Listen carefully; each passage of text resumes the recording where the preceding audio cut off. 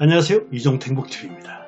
정재찬 교수의 CSA 그대를 듣는다를 소개하겠습니다. 오늘 주제는 시를 꿈꾸는 그대를 위해. 이종택복TV는 고루 고른 책을 엑기스만 뽑아서 재밌게 전해드리는 채널입니다. 그대를 듣는다. 시를 이전 그대 얘기를 쓴 정재찬 교수가 썼고요. 2017년 출간된 책으로 시인은 숨은 목소리를 찾아주는 사람이다. 말한 것과 말한 것의 사이, 말한 것과 말하지 않는 것의 사이, 말로 하지 않는 것까지 모조리 온전히 기울여 경청해야 시를 이해할 수 있다. 이렇게 살 수도 없고 이렇게 죽을 수도 없을 때 노인이 된다고 합니다. 잘 무르익은 참외는 썩을 일밖에 남지 않았죠. 따라서 원숙해지는 것도 썩어버리는 경계일지 모른다. 썩지 않으려면 다르게 사는 법과 다르게 기도하는 법을 배워야 합니다. 다르게 살려면 원숙함의 반대의 길로 가면 됩니다. 나이 먹었다고 달관하고 도통한 척 하지 말고 어린 나이가 되자. 7, 8, 90이 넘어도 어린 나이의 마음이 되자. 적어도 우리는 그래야 한다. 적어도 시인은 그래야 한다. 옛날은 가는 게 아니고 이렇게 자꾸 오는 것이다. 이 문제 소금창고란 책에 나온 이야기인데요. 70이 되니 60의 서러움, 그리고 80이 되니 70의 서러움은 애교처럼 느껴진다. 마음은 옛날과 조금도 다를 바 없어도 나이는 어쩔 수 없다. 그래도 세월은 흘러도 청춘은 자꾸 되돌아온다. 하루 또 하루. 서울대생 보라가 절친의 고백을 듣습니다. 드라마 응답하라 1988이 나온 이야기인데요. 보라의 남자 친구와 MT 때 술을 취해서 실수로 그런 일이 있었다 고백합니다. 이럴 때 실수라는 말이 터미운 법입니다. 어떻게 남의 애인과 실수할 수 있습니까? 그 친구와 절교를 했습니다. 장면이 바뀌어 바람이 피운 남친이 보라를 찾아옵니다. 남친의 액을 복걸해도 보라는 야멸차게 내칩니다. 그러자 그 남친이요, 넌 최악의 여자라는 폭언을 남기고 사라집니다. 사랑한 후에 말입니다. 사랑 후에 그런 말을 했습니다. 이 광경을 보고 있던 선우, 보라를 좋아한 남자예요. 보라에게 위로를 건넵니다. 저 형 누나 진짜 모른다. 누나 따뜻한 사람이에요. 이 드라마의 8회 마지막 장면에서 선우가 보라의 볼에 입을 맞춥니다. 이 장면의 배경음악이 바로 전인권의 사랑한 후에였습니다. 하루는 고독하고 인생은 불안하다. 긴 하루 지나고 빨간 석양이 물들어가면 아이들은 아무 걱정 없이 집에 들어간다. 그런데 나는 왜 여기 서 있나? 긴 하루, 긴 세월 문득 정신을 차려보니 석양에 있다. 전인권 사랑의 후의 가사입니다. 행복론, 시인 최은희.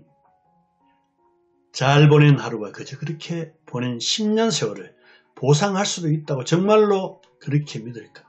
그러나 태양 아래 새로운 것은 없고 인생은 짧고 하루는 길더라. 이 또한 지나가리라. 이 문장은 다윗의 반지의 아들 솔로몬이 적은 글귀입니다. 이 말은 고난의 시절에만 쓰는 말이 아닙니다. 기쁠 때 교만하지 말라는 뜻으로도 쓰입니다. 기쁜 오늘 하루, 힘든 오늘 하루, 이 또한 지나가리라. 외로우니 괴로우니 누구한테라도 말 좀 하고 싶은 거다. 하소연하고 토로하고 고백하고 타다고 고해 바치고 싶겠지. 헌데 친구야, 그 이야기를 들어주기엔 나야말로 외롭고 괴롭단다. 그래서 신앙을 가지는 거란다. 눈발이 강물 속에 내리면 이내 형체도 없이 사라진다. 안도연의 겨울 강가에서 나온 문장입니다. 강은 그게 안타까워 닿기 전에 몸을 받고 흐르고 세찬 소리를 냅니다. 눈이 계속 철없이 내리자 강은 눈을 몸으로 받으려고 그래서 가장자리부터 살을 까기 시작합니다. 누구나 홀로 있는 것이 아니라 외톨이로 여겨지는 걸 두려워합니다. 그래서 노인들은 자기보다 빨리 죽는 반려동물 키우길 꺼려합니다. 개야 짖지 마라. 딸님이 고개 돌릴라. 님이 발길 돌릴라. 벗어나지 못하고 운명 같은 고독이라면 차라리 내 편으로 만들자. 고독이 나를 위로한다는 책이 나온 내용입니다. 시인 조지훈은요, 가장 고귀한 형태를 고고라 했습니다. 외로울 고자, 높을 고자. 이렇게만 하면 외톨이 지나지 않는다. 그리고 높기만 해도 교만하기 쉽다. 고고는요, 외롭지만 높고 높지만 외로운 자리를 스스로 선택하는 것이다. 질투의 힘, 29에 요절한 기영도 시인의 시입니다. 살아온 날들을 신기하게 쓰여보으나 그 누구도 나를 두려워하지 않았으니 내 희망의 내용은 질투뿐이었구나. 나의 생은 미친 듯이 사랑을 찾아 헤몄으나 단 한 번도 스스로 사랑하지 않았노라. 젊은 날은 사랑이 식었다가도 남이 내 여자를 좋아하면요 경쟁심이 시닫게 되죠. 이렇게 질투는 지루한 사랑에 열정을 주기도 합니다. 젊은이는 다 갖추고 성공한 기생세대를 부러워하죠. 젊은이는 모르는 게 있습니다. 그 젊음만은 누구나 부러워한다는 것을. 서울로 가는 길. 옛날 같으면 북간도로도 갔지? 예, 신동엽 시인의 시 종로 5가에 나오는 문장입니다. 북간도로는 여인이 팔려간 곳입니다. 환양년. 몸을 팔든가 품을 팔든가 밥은 먹을 수 있었습니다. 1950년대 얼마나 못 살았으면 그런 곳을 부러워했을까요? 비유했을까요? 앵두나무 천녀, 천봉작사, 한봉남 작곡. 앵두나무 물가에 동네 천녀 바람났네. 물동이 호미자루 나도 몰래 내던지고 말만 들은 서울로 누굴 찾았어? 예쁜이도 금수리도 담보증을 샀다네. 이제는요 신부감이 떠나자 흩어진 동네 총각의 망년자실 기사인데 생략하겠습니다. 3절은 서울이란 요술쟁이 찾아갈 곳 못되더라. 새빨간 그 입술에 웃음파른 에레나야. 흙고생 말고서 고향에 가자. 달래주는 복도리에 이쁜이는 울었네. 이 비극적 위기의 순간에 이쁜이를 구한 건 복도리였습니다. 농사를 포기하고 도망가 이쁜이가 에레나가 된 이 신부감을 찾아 헤맨 순정의 순교자였죠. 복도리가. 물동이 호미자루 내던진 여인을 이토록 따스하게 품어주었습니다. 눈물겨운 흐뭇한 엔딩이 아닐 수 없죠. 서울길 시인 김지아. 팍팍한 서울길 몸팔러 간다. 갈 수밖에 없는 길에 돌아오리라 약속도 없이 간다. 울지 마라 간다. 모질고 모진 세상에 살아도 하늘도 시름겨 목마른 고개 넘어 팍팍한 서울길 몸팔러 간다. 이렇게 한강의 기적을 만들어냈습니다.